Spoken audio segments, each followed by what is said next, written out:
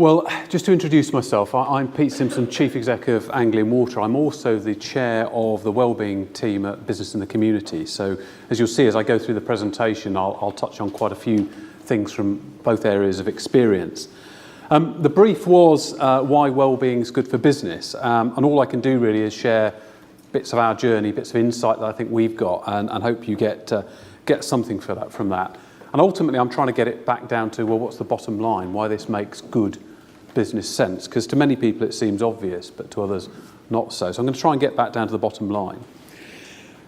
Just in terms of context, for those of you who don't know Anglian Water, geographically a very big company. We cover about 29,500 square kilometres from Scunthorpe down to Tilbury and right the way across to the M1 in the west.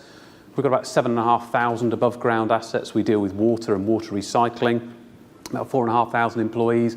We do lots of stuff that you might not normally associate with a water utility. So the obvious stuff, water recycling, but also we have recreation, we have biodiversity, we have water parks, much wider brief than perhaps some people when they're just thinking about a water company. Sometimes people think it's a very straightforward business. It's quite a complicated business actually. And I guess the first comment I'd make is many years ago, I remember listening to Richard Branson talking, and he talked about, well, what was the secret ingredient for business success? And he said, it was happiness. The secret ingredient for business success is happiness. And I think there's an awful lot in what we're trying to do here, which is actually about what we're trying to do with our employees and make them as happy as possible. So I'll come back to that as we go through. Now, the danger of getting people to do slides for you is actually they do something funny. And here what they've done is they've managed to start off with the geography where I actually live in terms of the compliance culture and take it towards somewhere close to Southwold in terms of where we're trying to get to. So I'm not quite sure what the message is there.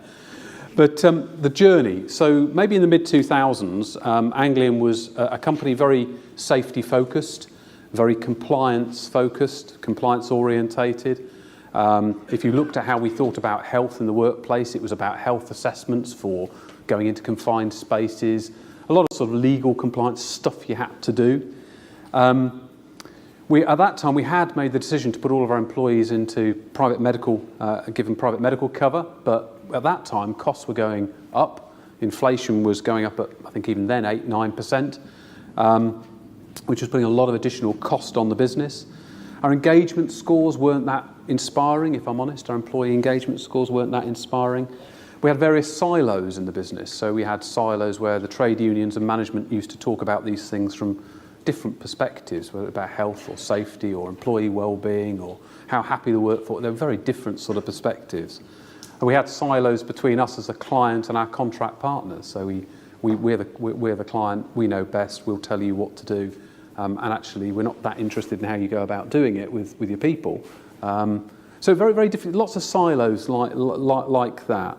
And very much a sort of rules-based approach to things, compliance rules, not really thinking about the behavioural aspects, why people do things and the beliefs that people have. I'm hoping I'm not painting too dire a picture, because it wasn't that dire, but there was a lot of that sort of stuff going on. And we got to a decision point, actually, and I can remember it well, when we were looking at private medical cover, and we said, well, this is costing us a lot of money, and actually looking at private medical inflation, it was going up, it's going to cost us even more, and yet actually, we still got sickness levels at that time of well over 10 days per employee in the business. We weren't really making a dent on our health and safety figures. As I say, engagement wasn't really where it wanted to be, and people were just saying, well, this just seems to not really be delivering what we want. And that was a key decision point, because do we carry on with this and try and work out what it is, or do we just stop doing that, stop spending this money in this area and try and convince ourselves we're making an efficiency? So we've been on a journey, as this is supposed to imply, since then, and it's been about fundamentally changing our approach. I'm going to talk about that, but the net results of it is we've halved the level of sickness in our business. We've got well under half the level of accidents we see in our business. We've got one of the lowest levels of accidents we see of any of our peers. Our engagement scores have gone up significantly.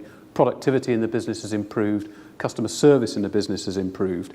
And we've also managed to improve the way we retain people in the business and also our ability to recruit people into the business. Very, very tangible things. So we are in a different place. So some of the ingredients of how we've got there is what I'm really going to talk about. So So it probably starts off with where we set some ambition, and normally you don't see companies talking about setting ambition in their health and safety policy. Normally health and safety policies, if you think about them, are very sort of mechanistic documents that don't really inspire very much at all, but actually we started there. And this is our health and safety policy and charter. And you'll see these throughout the business. They're signed up to that sort of bottom left-hand box is where teams sign up to them, leaders sign up to them to demonstrate our commitment. And this was the start of where we started heavily to move into behavioural-based safety change, where we started to say, let's start moving from a compliance focus into understanding why people do what they do and try and understand better what environment we need to create as a business to ensure that we've got the healthiest, safest and happiest workforce we can have. And the real fundamental one is a statement that's written there, because a lot of particularly health and safety law really still is very biased to avoiding harm and saying, well, good looks like you turn up to work and you go home and actually you've not been hurt, or people around you haven't been hurt by what you do. And that's kind of, obvious, isn't it? Of course. But how about changing this into, well, we believe that work's a very positive impact on the health of our employees, and why wouldn't we try and project it that way, and why wouldn't we try and make that the mantra? And it's particularly important for a business like ours, where a lot of our employees stay with us for many, many years. So many of our employees will spend their working life with us. So it created a different sort of dynamic for us, which we thought was useful to use. And as we started at this particular point, we started looking at where we thought the benefits might be, and there's been an awful lot, for example, written around absenteeism and mental health and the cost of the UK economy, £8.4 billion a year. And we thought that was interesting, because obviously that was a whole area that we really hadn't looked very much at. But also presenteeism, where I think most of the academic research says, well, if you've got an 8.4 billion associated with absenteeism around mental health, well, it's probably 15.4 billion for presenteeism, i.e. impact on people actually at work, come to work, but actually I'm not really able to perform at the level I need to. And we said, well, if that's right for UK PLC, it must be right for us as a company, surely.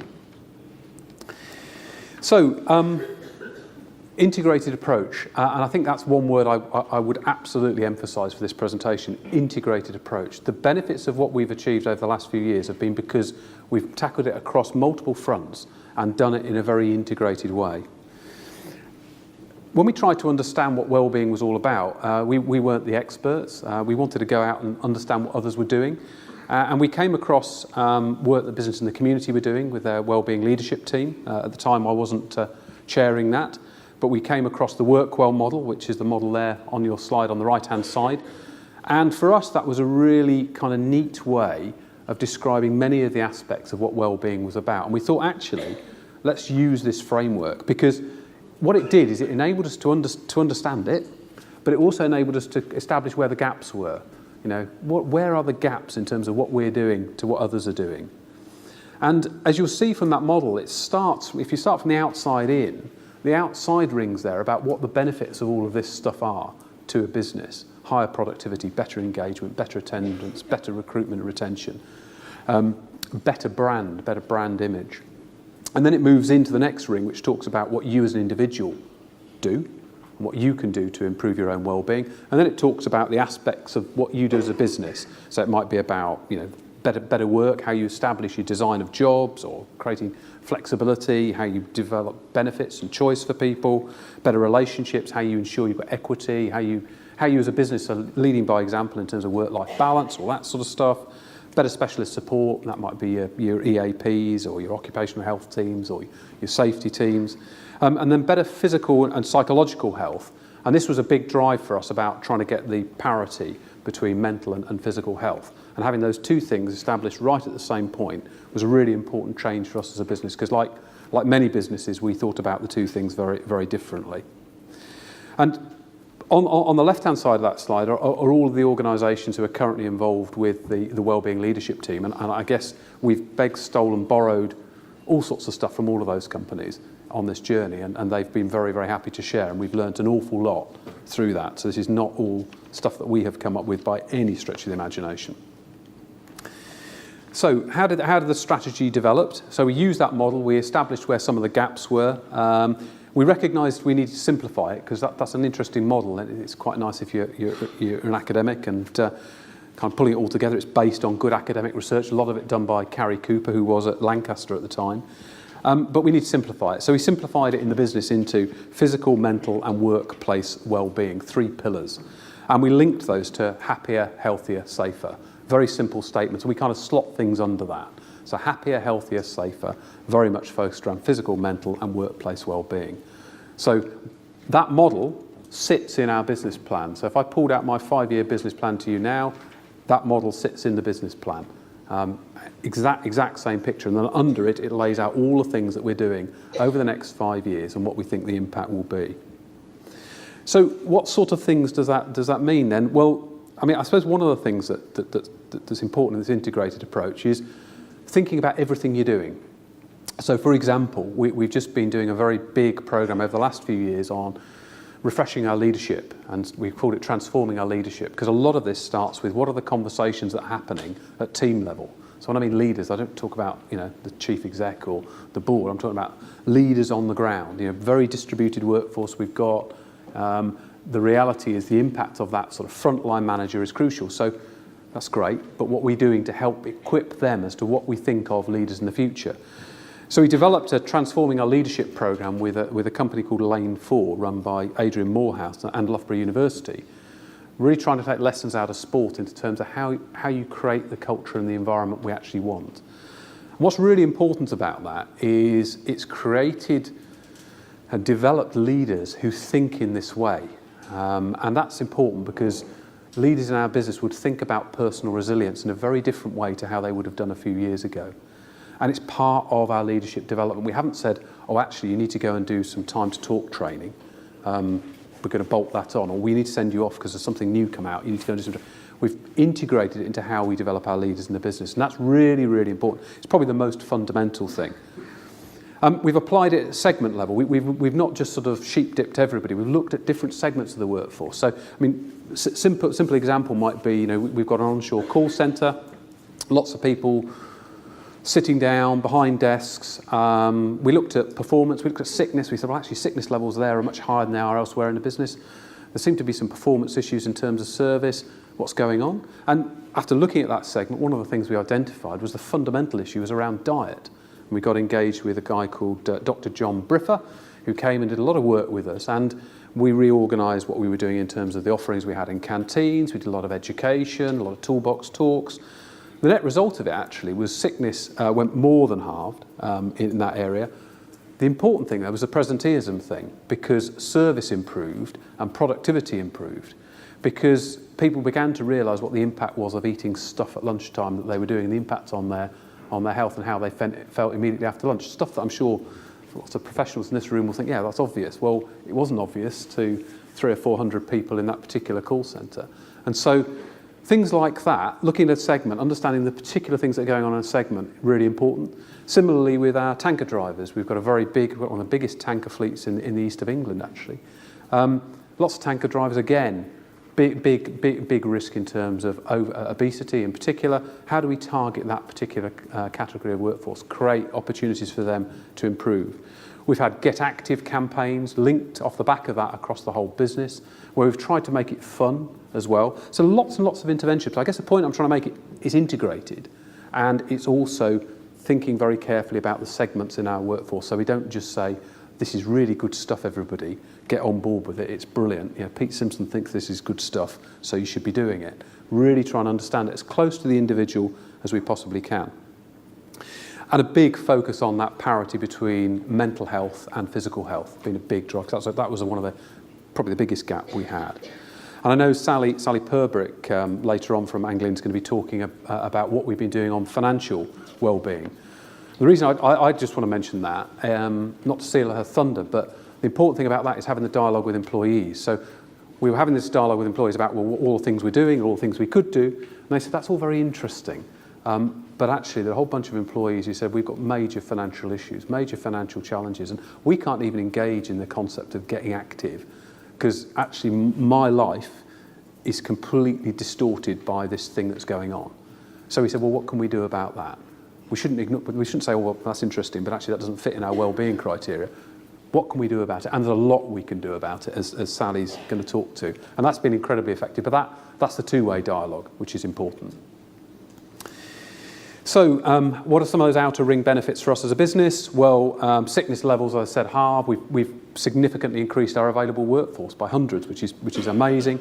Reputation, the brand has gone up. You know, we're shortlisted for a Responsible Business of the Year, only one of 3 companies. And that's great, because traditionally that's only been won by very big organisations, often certainly national, often multinational. So we're really, really proud of that.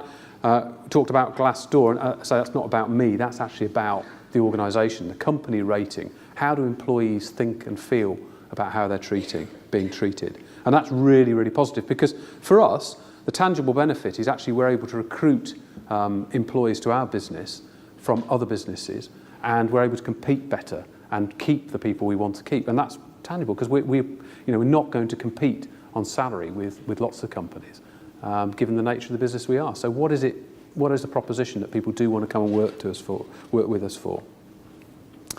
So making the wider case, I just highlight here a model that was developed by Dr. Philip Gibbs. Phil is with GlaxoSmithKline, for those of you who know him. This is part of a work stream that we've been doing within business and the community called Return on Investment. And at the heart of it, some years ago, we said, well, it would be really good if we could develop something for the most cynical audience, because I would imagine, by virtue of everybody being here, most of you are getting this agenda and think this is pretty important, and actually just want to learn about how you might do things differently or learn from each other. Not everybody is in that space, as I think the sliders showed earlier. And this was just, how do we develop a business case that we can take to the most cynical CFO, I think was the target audience. And we and a lot of the companies on that earlier slide, business and community, have been populating this for the last few years to demonstrate what we think the investment is and what we think the benefits are. And I can tell you Anglian's numbers, and the average of Anglian's numbers over the last 3 years is 1 to 8. So every £1 we're investing in the proactive campaigns about get active, whatever it might be, whether diet campaigns, what we're doing with what we're doing in terms of financial support, all of that stuff, it's a 1 to £8 ratio. £1 investment, £8 benefit. And many of the other companies are seeing similar sorts of numbers to that. So what we're doing with that is trying to populate that. We have something that Business and the Community has developed called the Wellbeing Calculator, and we're plugging all those numbers in. And the idea is, at a point in time, and hopefully it's a bit later on this year, we'll be able to bring that data out and say, here's a whole range of companies, different sorts, different sectors, different sizes, and this is what they're actually saying. And dear Mr. CFO, if all these companies are saying that, isn't there a business case here? Isn't it obvious? And a big part of that is thinking about the provision of medical care in the NHS, thinking about how that changes, thinking about what the drive is within companies to provide private health care, thinking about what medical inflation is going to do, and thinking about what you do to mitigate that. It's a big part. Sickness is clearly a big part.